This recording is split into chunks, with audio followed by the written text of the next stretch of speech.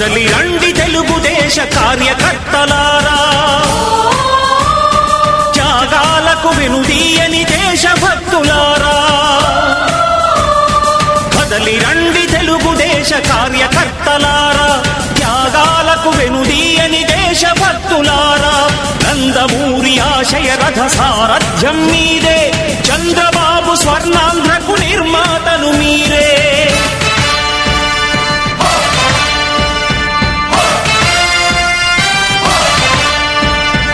కదలి రండి తెలుగుదేశ కార్యకర్తలారా, త్యాగాలకు వెనుదీయని దేశభక్తులారా.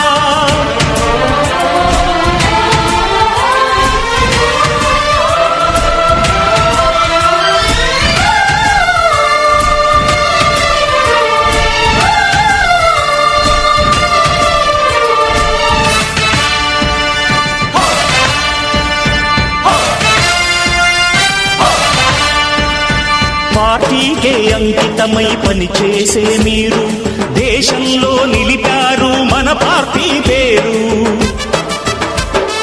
పార్టీకే అంకితమై పనిచేసే మీరు దేశంలో నిలిపారు మన పార్టీ పేరు. మారుమూల గ్రామమైన మహానగరమైన బాధ్యతతో క్రమశిక్షణతో మెలిగారు. ఆశయాలు పండించే జీవనదులు మీ సేవలు, మీరే మన రాష్ట్ర ప్రగతి సౌధానికి పునాదులు.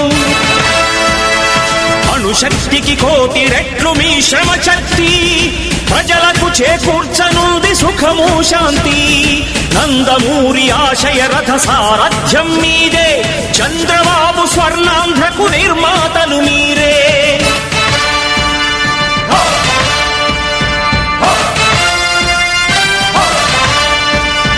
కదలి రండి తెలుగుదేశ కార్యకర్తలారా, త్యాగాలకు వెనుదీయని దేశభక్తులారా.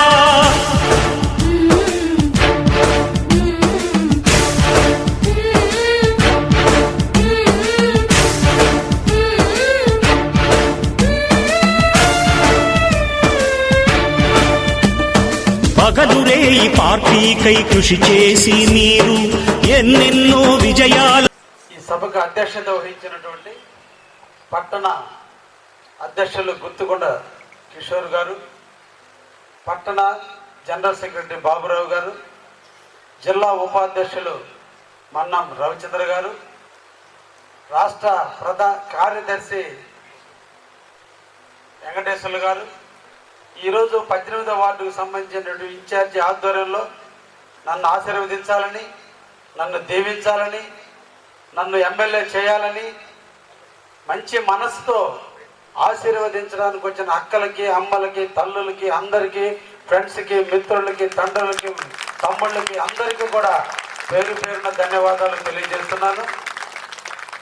మీరు చూపే ప్రేమ, మీరు చూపిన ఆప్యాయత, మీరు చూపిన అనురాగం నుండు నూరేళ్లు నా హృదయంలో ఉంచుకుంటానని ఈ సందర్భంగా మీకు తెలియజేస్తున్నాను.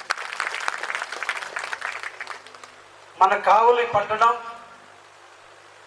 పేరుకి పట్టణం అయినప్పటికీ కూడా పల్లె ప్రాంత ప్రజలు నివసించేటువంటి పట్టణం ఇది. కావలిలో మనం ఒక ఇండస్ట్రియల్ క్యారిడార్ని ఏర్పరచుకునే దానికి ప్రయత్నం చేయాలి అంటే దయించి నన్ను అందరూ కూడా ఆశీర్వదించండి. నాకు ఒక్క అవకాశాన్ని ఎమ్మెల్యేగా ఇవ్వండి. ఈ ప్రాంత వాసిని, మీ ఇళ్ళకి కూటవేదు దూరంలో ఉన్నటువంటి వ్యక్తిని, పిలిస్తే పలికే వ్యక్తిని, ఇక్కడే నివసించేటువంటి వ్యక్తిని, నిరంతరం ప్రజలకు అందుబాటులో ఉండేటువంటి వ్యక్తిని, నాకెక్కడ పట్టణాల్లో కూడా ఇల్లు లేవు, ఉండేటువంటి ఇల్లు ఒక ముసనూరు గ్రామంలోనే ఇల్లు కట్టుకుని ఇక్కడే నివసిస్తూ ఇక్కడే ఉన్నటువంటి వ్యక్తిని, నేను కూడా పల్లె ప్రాంతాల నుంచి వచ్చినటువంటి వ్యక్తిని, పల్లెల ప్రాంతాల్లో ఉన్న ప్రజల యొక్క పేద పడుగు బలహీన వర్గాల ఇబ్బందులు ఏదో తెలిసిన వ్యక్తిని, ఆకలి ఇబ్బందులు తెలిసిన వ్యక్తిని, ప్రజలు పడే బాధలను తెలుసుకున్నటువంటి వ్యక్తిని. కాబట్టి మీకు నాకు తేడా లేదు, అందరం కూడా పేదవాళ్ళమే. మీరు కూడా కష్టపడితే అందరూ కూడా ఎదిగే అవకాశాలు ఉంటాయి.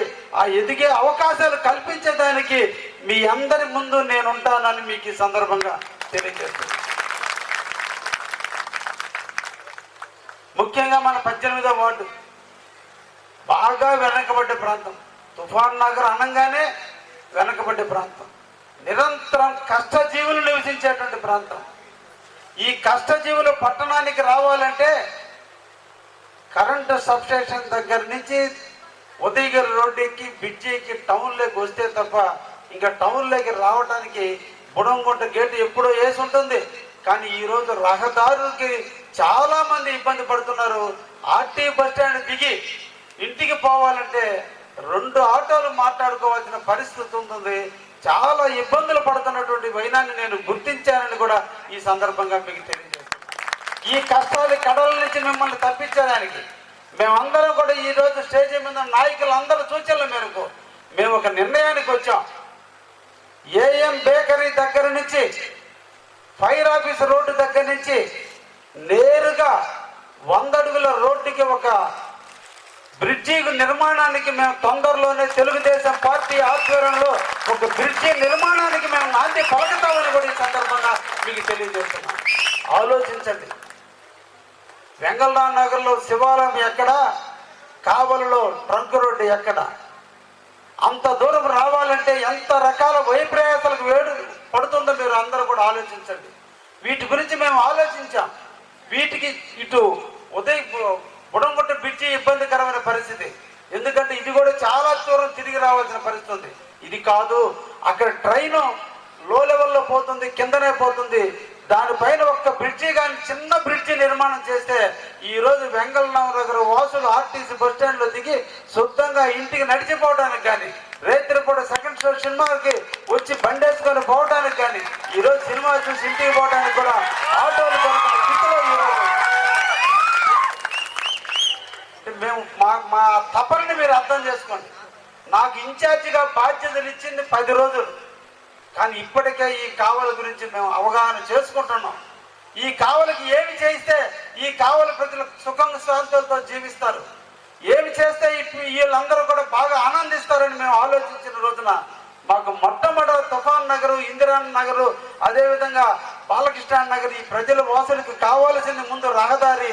అది జనతాపేట రోడ్డు కాదు, ఇక్కడ ఇంకొక బ్రిడ్జి నిర్మాణం జరిగితే అందరూ కూడా హ్యాపీగా ఉంటారని ఆలోచనతో ఆ బ్రిడ్జికి మేము తొందరలోనే శ్రీకారం చుడతామని కూడా ఈ సందర్భంగా మీకు తెలియజేస్తున్నాం.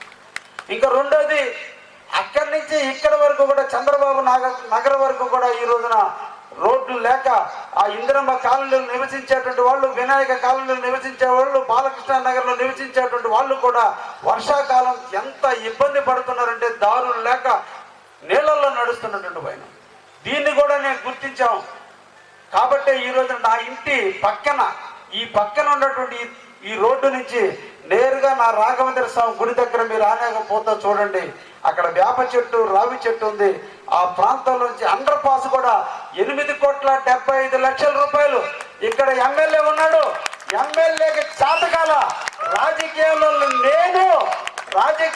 పదవి లేను 8,75,00,000 రూపాయలకి ఈ రోజున అండర్ బ్రిడ్జి శాంక్షన్ చేయించాం. టెండర్ అయిపోయింది, తొందరలో పని కూడా ప్రారంభించబోతున్నారు. అంటే ఏ పదవి లేని రోజే నేను వర్క్ చేశానని చెప్పేదానికి అదొక్కటే మీకు నిదర్శనం.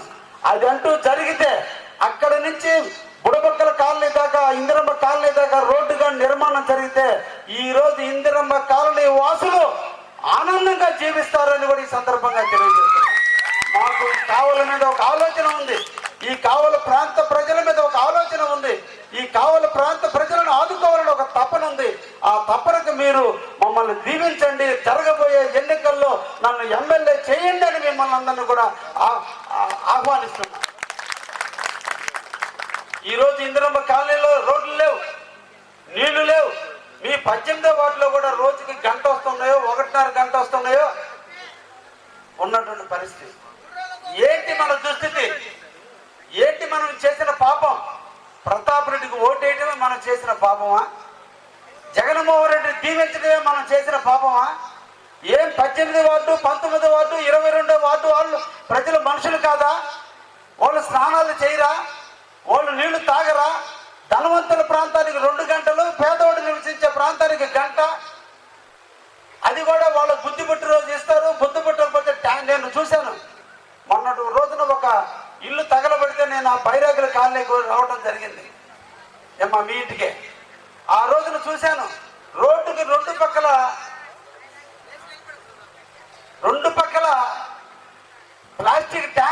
పెట్టుకొని ట్యాంకులు పెట్టుకొని అంటే ఎక్కడున్నాం? పల్లెటూరులో ఉన్నామా, పట్టణంలో ఉన్నామా, ఎక్కడున్నాం మనం?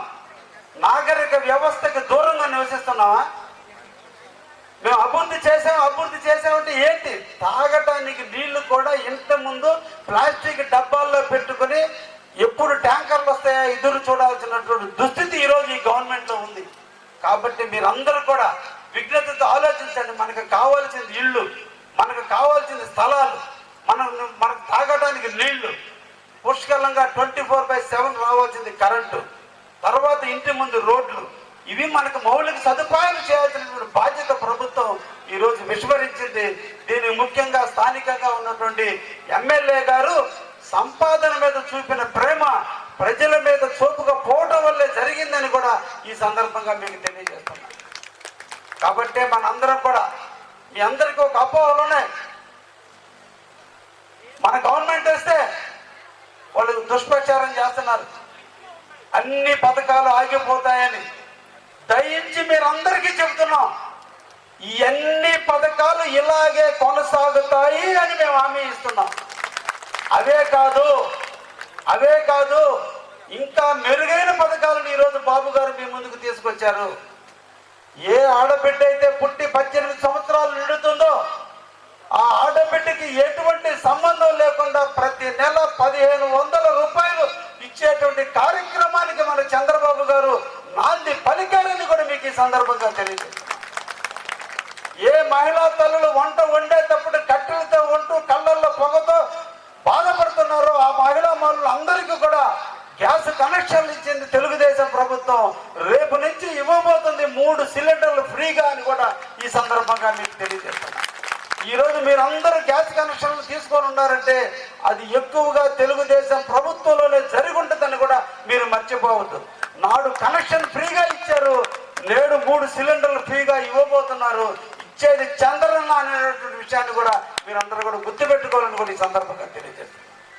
అదేవిధంగా మన పిల్లలు పుడితే వాళ్ళకు భవిష్యత్తు తెరాలి, వాళ్ళు భవిష్యత్తులో పెరగాలి, వాళ్ళు మంచి విద్యాబుద్ధులు నేర్చుకోవాలంటే మనం ఉండే పేద స్థితిలో వాళ్ళని చదివించడానికి ఇబ్బందులు పడుతున్నారని ఈ రోజున మన చంద్రబాబు నాయుడు గారు గుర్తించి ఈ రోజున ప్రతి ఇంట్లో ఇద్దరుంటే ఇద్దరు, ముగ్గురుంటే ముగ్గురు, ఎంతమంది ఉంటే అంతమందికి ప్రతి సంవత్సరము 15,000 రూపాయలు ఇచ్చేదానికి శ్రీకారం చుట్టబోతున్నారని కూడా ఈ సందర్భంగా మీకు తెలియజేస్తున్నా.